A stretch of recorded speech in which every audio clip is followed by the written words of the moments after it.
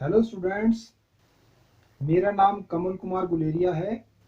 मैं पिछले 25 सालों से मैनेजमेंट के टॉपिक्स के ऊपर डिफरेंट डिफरेंट लेक्चर लोगों को प्रोवाइड करा रहा हूँ।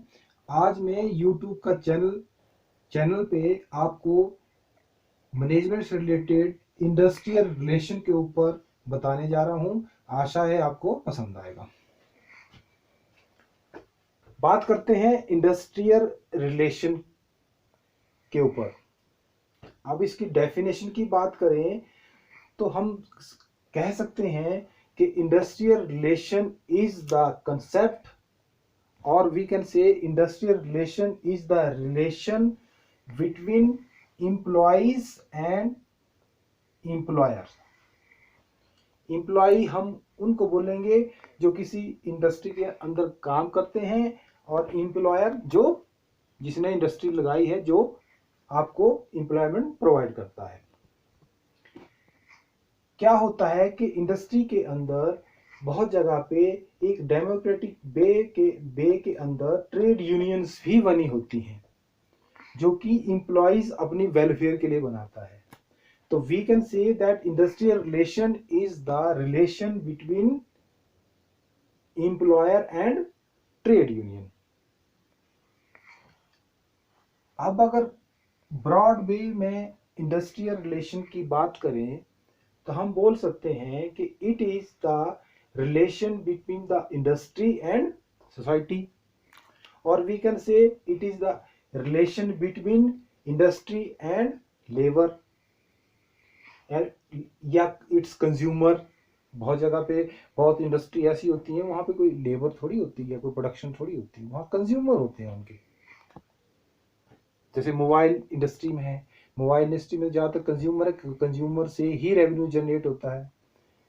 और we can say industrial relation is the relation between the industry and its public. ये तो होगी ब्रॉड वे में इंडस्ट्रियल रिलेशन की डेफिनेशन। अगर इसको नैरो वे में सोचें तो it is the relation between employees and its management, और we can say relation between the employees and trade union. या किसी भी इंडस्ट्री के अंदर वर्कर और वर्कर के बीच में क्या रिलेशन है, या क्या किस तरह के रिलेशन डेवलप होते हैं, वो भी एक इंडस्ट्री रिलेशन का ही पार्ट है। Sometime we can say that what is the relation of the worker with its machine, which machine the worker is operating. It is also called the industrial relation. अब बहुत जगह पे आपके mind में question आया होगा कि मशीन से कैसा रिलेशन। अगर मशीन के साथ वर्कर का अपना मॉरल अगर अच्छा होगा तो वो मशीन के साथ अच्छा काम करेगा, और अच्छा काम करेगा तो मशीन से अच्छी प्रोडक्शन आएगी, अच्छी उसकी एवरेज निकलेगी और हमारी प्रोडक्शन बढ़ेगी। अब इम्पोर्टेंस की बात करें कि what are the importance of the industrial relation industry.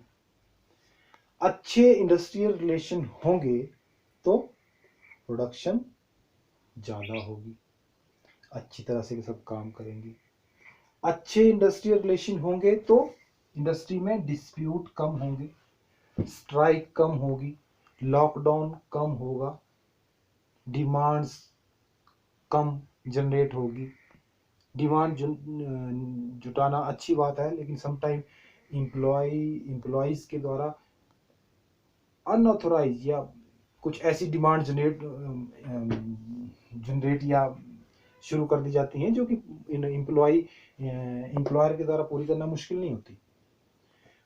अच्छे इंडस्ट्रियल रिलेशन होंगे तो मोरल अच्छा होगा एम्प्लॉइज का, उनको ईगो ज़्यादा नहीं होगी, यूनिटी होगी एम्प्लॉइज के बीच में, कोऑपरेशन अच्छा होगा, और ये सब चीज़ें होंगी तो मॉरल भी इंडस्ट्री के वर्कर का हाई होगा। न्यू प्रोग्राम, बहुत जगह पे क्या होता है कि अगर एम्प्लॉयर को इंडस्ट्री की डेवलपमेंट करनी है तो उनको बहुत से न्यू प्रोग्राम, न्यू कंसेप्ट्स उनको लॉन्च करना होती हैं, चाहे वो सेमिनार के रूप में हो, चाहे वो ट्रेनिंग्स के रूप में हो, चाहे वो न्यू मशीन्स के ऊपर हो, चाहे वो वर्क प्लेस को चेंज करने के ऊपर हो, तो न्यू प्रोग्राम, न्यू कंसेप्ट लानी पड़ती हैं। वो सब तब होती हैं जब हमारे इंडस्ट्रियल रिलेशन अच्छे हों। नहीं तो ह्यूमन बीइंग की ये नेचर है, सभी अपने कंफर्टेबल जोन में रहना चाहते हैं। न्यू प्रोग्राम्स के लिए वर्कर ज़्यादातर या एम्प्लॉय ज़्यादातर इग्नोरेंस दिखाते हैं। लेकिन अगर आपके इंडस्ट्रियल रिलेशन अच्छी हैं, relation between the management and labour, या relation between the industry and the its manpower अच्छे हैं, तो न्यू प्रोग्राम लॉन्च करने भी इंडस्ट्री को दिक्कत नहीं आती। और न्यू प्रोग्राम अगर लॉन्च होते हैं तो ओवरऑल इंडस्ट्री की डेवलपमेंट होती है, वेस्टेज कम होती है।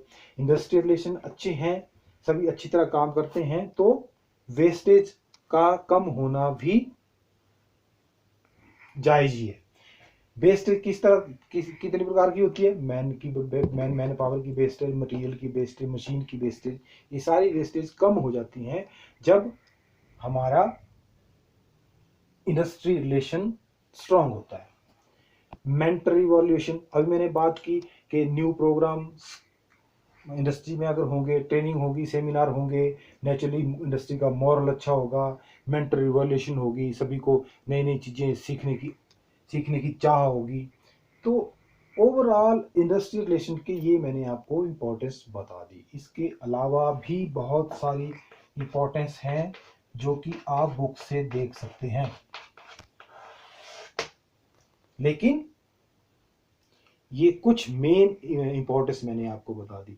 डेफिनेशन की बात करें तो डेफिनेशन भी आप बुक से या किसी दूसरे तरीके से आप पढ़ सकते हैं, लिख सकते हैं, एग्जाम पास कर सकते हैं। लेकिन ब्रॉड वे में मैं आपको डेफिनेशन बता रहा हूं। It is the relation between the employees and employer. और दो तरह से इस डेफिनेशन को डिफाइन कर सकते हैं। ब्रॉडर वे में बात करें तो इंडस्ट्री का सोसाइटी के अंदर क्या इम्पैक्ट है, क्या इंडस्ट्री, कहीं फार्मा इंडस्ट्री है, कहीं पे लगी है, क्या वो पोल्यूशन ही फैला रही है इंडस्ट्री बाहर, या कहीं सोसाइटी के लिए अपनी जिम्मेवारी भी निभा रही है। वो कहीं टॉपिक, ऐसे टॉपिक को बाद में कवर करेंगे। टेक्सटाइल इंडस्ट्री है, टेक्सटाइल इंडस्ट्री में क्या वो वर्कर को सिर्फ रात दिन गर्मी में काम ही करवाई रही है, या उनके वेलफेयर के लिए बारे में ही सोच रहे हैं। ये डिफरेंट टॉपिक है, आने वाले वीडियो में आपके साथ कवर करूंगा। लेकिन अभी क्योंकि हमारा टॉपिक इंडस्ट्रियल रिलेशन है, तो इसमें आप इतना ही देखिए। It is the relation between the employees and employer, या we can say it is the relation between the employer and trade union. दो वे में ये डेफिनेशन हो जाएगी, नैरो वे में और ब्रॉड वे में। नैरो वे की बात करें तो relation between the management and the employer, relation between the unions and employer, या वर्कर से वर्कर का रिलेशन, मशीन का रिलेशन। और ब्रॉड वे में सोचें तो but in relation with the society या कंज्यूमर और पब्लिक एट ए लार्ज। आशा करता हूँ ये लेक्चर आपको समझ आ गया होगा। नेक्स्ट कुछ और कवर करेंगे, तो अभी इंडस्ट्री रिलेशन के लिए इतना ही काफ़ी। Thank you.